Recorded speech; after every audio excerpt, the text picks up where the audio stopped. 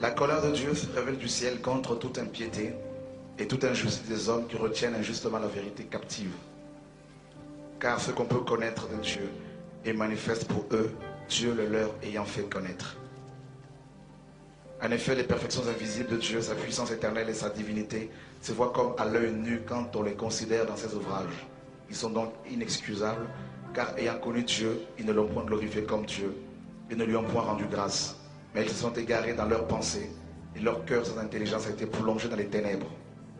Se vantant d'être sages, ils sont devenus fous, et ils ont changé la gloire du Dieu incorruptible en image représentant l'homme corruptible, des oiseaux, des quadrupèdes et des reptiles. C'est pourquoi Dieu les a livrés à l'impureté selon les convoitises de leur cœur. Ainsi ils déshonorent eux-mêmes leur propre corps.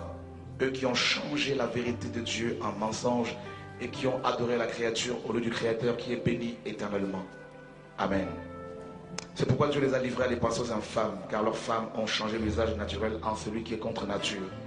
Et de même les hommes, abandonnant l'usage naturel de la femme, se sont enflammés dans leurs désirs les uns pour les autres, commettant homme avec homme des choses infâmes et recevant en eux-mêmes le salaire qui méritait leur égarement.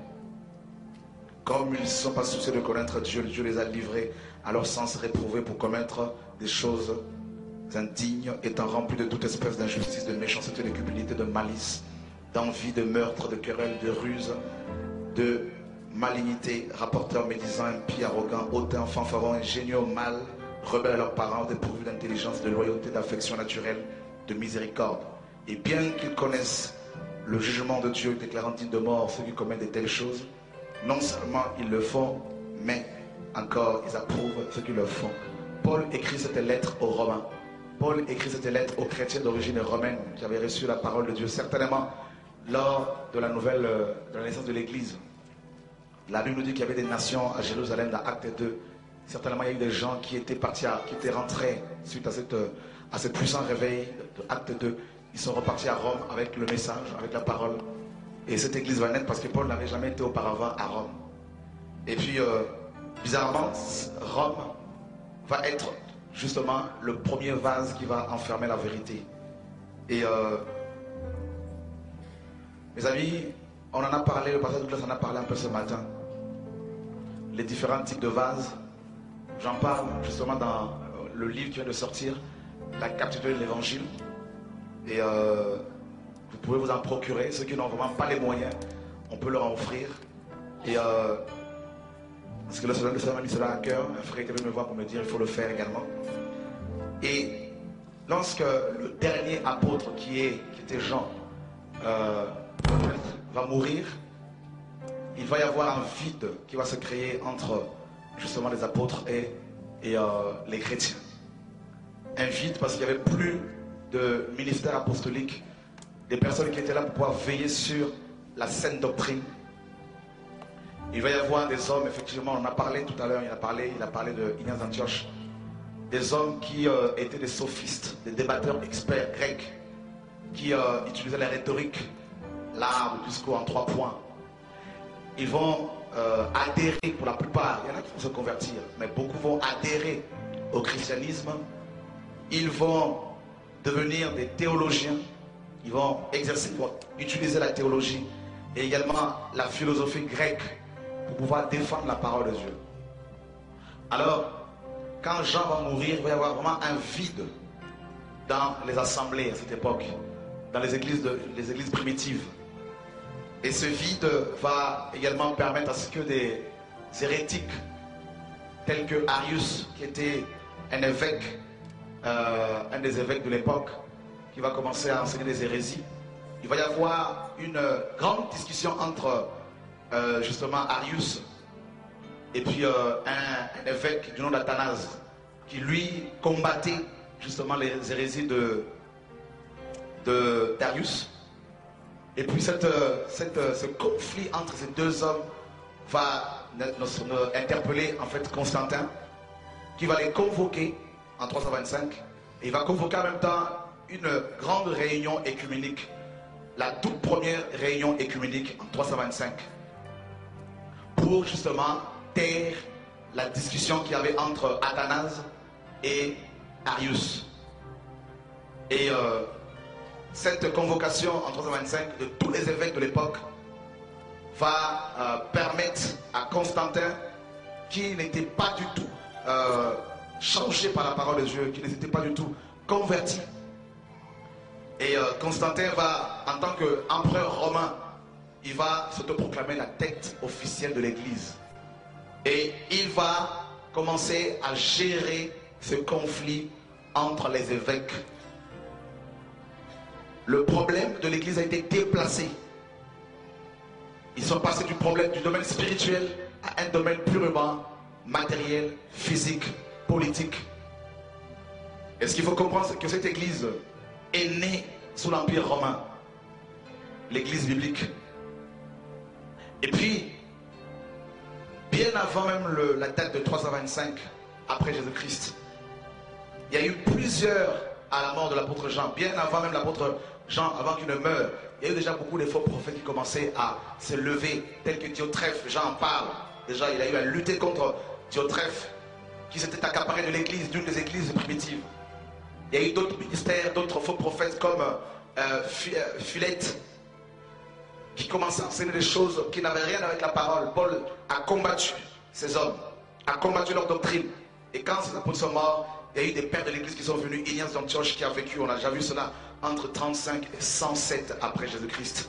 Il a commencé à écrire des livres, plusieurs livres. Ignace d'Antioche commençait à élever dans chaque église un seul ancien au-dessus des autres évêques. Alors que dans la Bible, les églises étaient dirigées par des équipes d'anciens. Suivez très bien l'enseignement. Et un seul évêque devait gérer maintenant chaque église locale. Ignace d'Antioche est mort dans les années 107 après Jésus-Christ. Et il a connu l'apôtre Jean, il a connu certains apôtres. Mais il a préféré, lui, par contre, écrire des livres qui n'avaient rien à voir avec la sainte doctrine. Et Ignace d'Antioche a dit clairement que là où il y a l'évêque, c'est là où il y a l'église. Alors que Jésus-Christ a dit que là où 2 ou 3 sont réunis à mon nom, je suis là. Et puis, après Ignace d'Antioche, il y a eu Clément de Rome, qui lui était pour la suprématie de l'évêque de Rome. Il est mort dans les années 100 après Jésus-Christ. Clément de Rome, il a écrit également beaucoup de livres. Et puis par la suite, il y a eu Tertullien qui a vécu entre 150 et 230 après Jésus-Christ. Tertullien qui est le premier auteur chrétien, qui était également un sophiste, à dire dans ses ouvrages, à utiliser le terme Trinité pour définir le Dieu de la Bible, qui reste un mystère même pour les anges. Le Père, le Fils et le Saint-Esprit. Et ils ont établi cette hiérarchie, le Père, le Fils et le Saint-Esprit. Le Père est plus important que le Fils plus important que le Saint-Esprit. Cette hiérarchie qui n'a rien à voir avec la parole de Dieu. On ne peut pas définir, mes amis, un Dieu infini. Ce n'est pas possible. Même l'homme qui paraît petit, mais à l'intérieur, l'homme est infini. Parce qu'en l'homme, il y a plus de 100 milliards de cellules. Donc si déjà on a du mal à définir l'homme, comment peut-on définir maintenant le Créateur? Et alors qu'on a du mal déjà à définir le ciel, l'univers. Alors mes amis, il y a eu Tertullien, qui, comme je le disais, qui a écrit également des livres. Il a mis en place le terme Trinité. Et par la suite, il y a eu Cyprien de Carthage, un autre évêque, avant même le concile de Nicée. Cyprien de Carthage qui lui, quand il s'est tourné vers le christianisme, alors qu'il était un sophiste, quelqu'un qui utilisait la philosophie grecque, la rhétorique, le discours, comment séduire les gens avec le discours. Cyprien dit clairement dans ses écrits que vous pouvez trouver même sur Internet, Cyprien de Carthage, en Tunisie, il dit clairement dans ses écrits que chaque église locale, chaque troupeau du Seigneur doit avoir à sa tête un seul chef. Il a été dans le même sens qu'Ignace d'Antioche. Ils ont fonctionné dans le même esprit. Et Cyprien de Carthage va dire également que celui qui quitte l'église locale perd son salut. Voilà pourquoi beaucoup de pasteurs disent, en utilisant Hébreux 10, 25, n'abandonnons pas nos assemblées comme c'est la coutume de quelques-uns. Alors ils utilisent ce passage-là pour dire que celui qui quitte l'église locale perd son salut. Donc ils ont cet héritage de Cyprien de Carthage. Ça remonte au début du 3e siècle. Parce que Cyprien a vécu entre 200, il est né dans les années 200 et il est mort dans les années 258. Il a vécu plus de 58 ans, moins de 60 ans. Et voilà comment Cyprien de Carthage également, qui va être le premier à utiliser le terme, mes amis, clergé. C'est-à-dire le chef de l'église locale, le clergé. Il est à la base également de la doctrine, ce qu'on appelle le sacerdotalisme, c'est-à-dire la médiation humaine.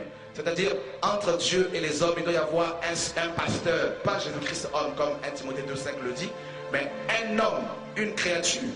Voilà comment vos pasteurs vous disent que vous avez besoin de prière, il faut aller les voir, comme ça, eux, ils vont transporter vos prières jusqu'au Seigneur.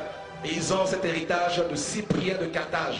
C'est-à-dire, ça remonte dans les années 200, au début du 3e siècle. Quel héritage que nos pasteurs traînent-ils, que nous avons nous-mêmes également traîné, mes amis.